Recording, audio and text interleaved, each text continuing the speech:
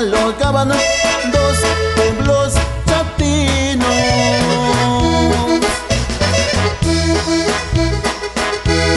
Y los de Ixtapan pedían la calma, pero al final se enojaron.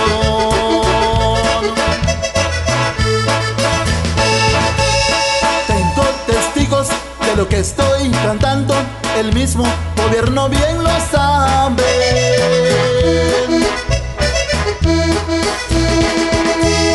Que no ha podido arreglar el asunto y hasta ahorita siguen vivos.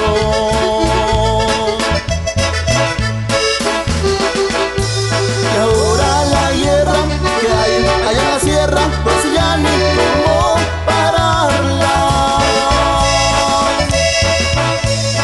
Ella y Ixtapan eran buenos amigos y ahora no pueden ni verse. Y pura gente pesada, primo.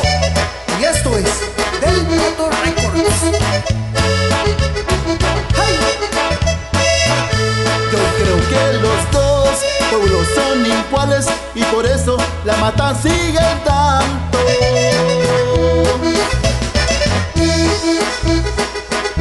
O tal vez mucha gente que de plano no entiende que más vale un buen futuro.